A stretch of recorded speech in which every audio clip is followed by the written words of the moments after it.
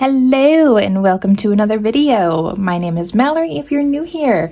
In a video I did earlier this year, I got this Watercolor Animals book. Super excited. Let's pick something from here and we're gonna put it in this sketchbook. This is my Artica sketchbook that I'll be using. It's almost full, so I am really excited about that. I really want to get it done this year. I think it is doable considering how many pages I have left. I think I have under 50 if you count front and back. So let's dive in. All right, I have already found a fresh-ish page right here. It is ready to be painted on. So first step, find a page, check. Next step, finding something within this book. Okay, let's find something easy-ish.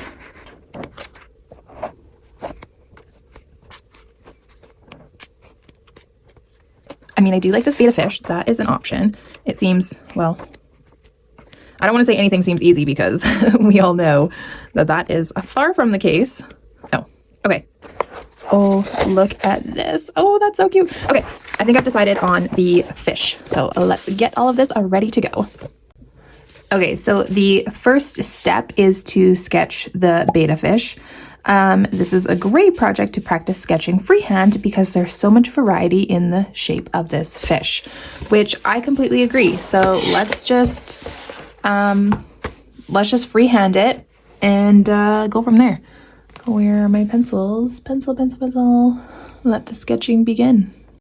To sketch the fish, I used the pencil measurement technique, and this helps with proportions, and it's fairly easy to do. And it helps you get things really accurate. So if you don't know what I'm talking about, then let me know in the comments below and maybe I can mention it in a different video or do something on that as well. Okay, so that was step one.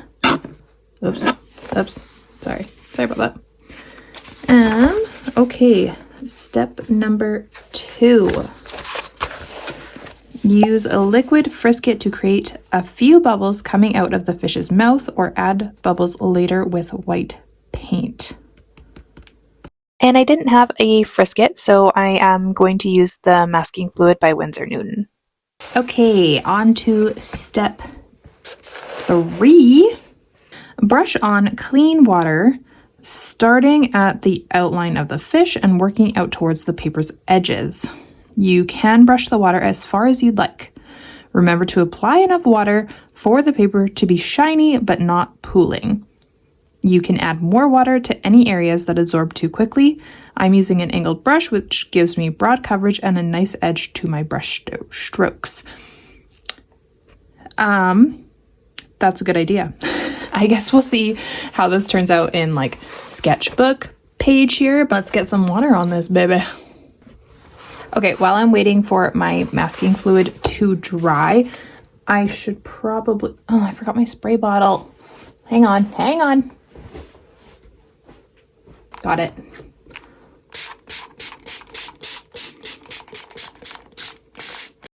So after I watered the paper down, it actually just soaked it up, okay?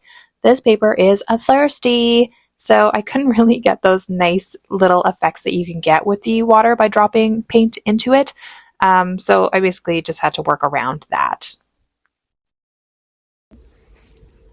She does have a really nice like black, which I do not actually have. For some reason, I think I was told this or something about like never using the color black, blah, blah, blah. So that's why I don't have it. I do have the color, it's Jane's Gray, I'm pretty sure. It's not actually Payne's Gray, but very similar. I just did a quick blow dry, ran upstairs, used my daughter's blow dryer. And yeah, there's that. Okay, I'm actually going to give a fun little watercolor lesson here. So everybody listen up. Because I'm a professional. So if you want to get rid of some of this, you can actually like scrub it out just using some clean water.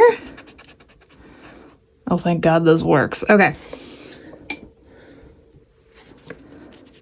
I mean, again, this paper's not the best. But yeah, you can just scrub it out like that. And you can just kind of blot it a little bit, and that'll take away. Ooh, lesson for Mallory. Okay. Sorry, I just think it's funny that I'm always talking about the fact that you won't learn anything from me. Well, you just learned something. But yeah, you definitely want kind of like more of a little scrubber type brush. So, okay, let's move into part 5. So once your dark background dries, it's time to start adding pastel washes to the fish's body. First, identify the lightest area of the fish. They may look white at first glance, but most likely they are very light tones of color. I use very watered down pink, yellow, and blue for the undertones. This is an easy stage so you can stay loose. There's plenty of room for error. We will layer in darker shades and details later.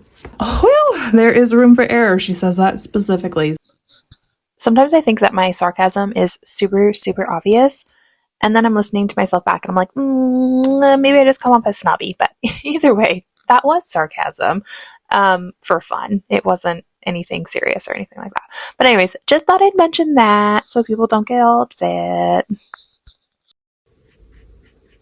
Pink in there. All right, moving on.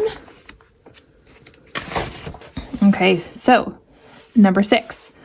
Once the undertones are dry, wet down any areas of the fish where you want to add some deeper tones. Use more concentrated watercolor on your brush.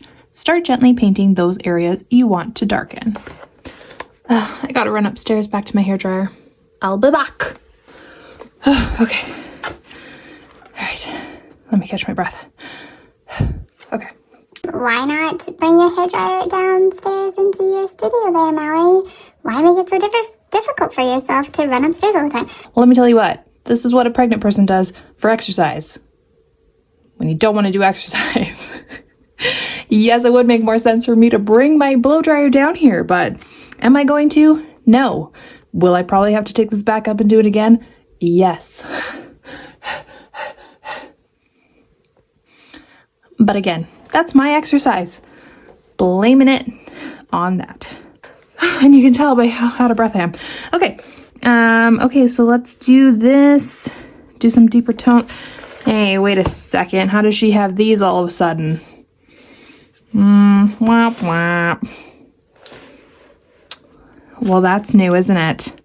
Where'd you get that, Miss Shaunna Russell? Where did those details come from? Okay. Processing, thinking. And that's what I'm talking about my sassy sarcasm. Anyways, so yeah, I really enjoyed doing these books and tutorials and things like that, but I don't know about anybody else. I hate when I can't get the exact colors that they have. It really starts to frustrate me because I follow it like to the T and very specifically. So, little tidbit. Okay, and then for step 7, it says repeat the process until you start to see the depth and deep colors that you desire.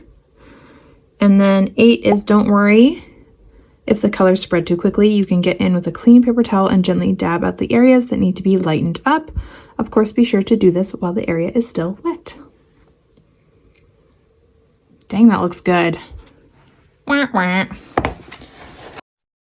So now I'm just darkening up some areas, making things with more shadows and adding deeper colors and brighter colors and making things more saturated, yada, yada, yada, just like the book has mentioned. And yeah, I think it's coming along pretty decently. I'm having a lot of fun doing it as well. I don't know the last time I don't think I've ever painted a fish before. Especially since I do so much realism, I tend to think that I need to do them in the exact colors that they are, and I'm really loving this book specifically for the fact that all of the colors are super bright and it's not reflecting the actual colors of the animal themselves. And I really need that for the loosening up of my perfectionism, so I'm super grateful for that.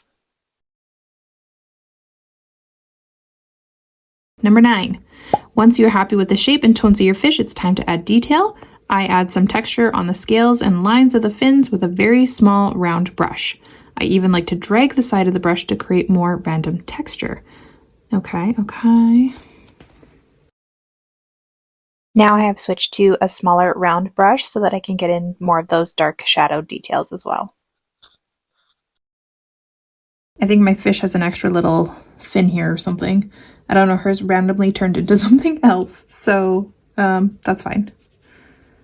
I will just keep going. Just keep swimming. Just keep swimming, swimming, swimming. I think that nub was supposed to be a gill. Whoops. I'm gonna stop there with that. And let's go into, I mean, I still have that muddy mess, but we're just gonna ignore that. Okay, number 10, whoops. Number 10, remove the frisket and then use a white gel pen to add small detail throughout. Some reflection, fine detail to the tips of the fins, and perhaps a sparkle on the beta fish's eye. These little details make the painting look more complete. She says to remove the frisket, but I'm pretty sure she did that like a long time ago. Anyways, okay. Let's remove the fluid masking fluid. I usually just use my fingers. You can use an eraser, whatever you want. Okay, there's that. Okay, so now let's get a white gel pen. My nemesis. I'm gonna try these guys out just because, you know, let's give them another go. See what this jelly roll can do with watercolor. Oh, look, nothing. Yeah, okay. Screw that. Right, back to the Poscas. And again, yeah, thanks to everyone who has given me some ideas for new white markers to try out. I just haven't actually gotten to trying them out yet. And another failure here. You gonna work on anything? Okay. I'm just gonna try and use a pencil crayon and see if that works at all. Let's see.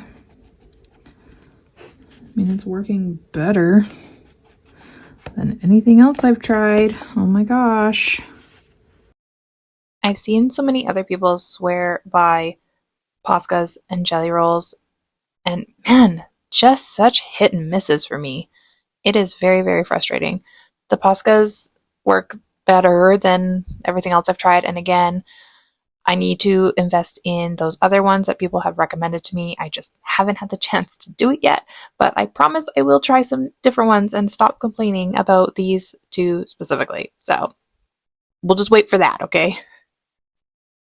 So anyways, I ended up bringing in one of my black fine liners and getting more of those dark details because I do like how black she has her fish. And yeah, I think it's turning out really well. I'm actually pretty happy with it. I don't have any major complaints. And yeah, and then I just topped up some of the scales with some purple and some blue fine liners, and that made it all come together.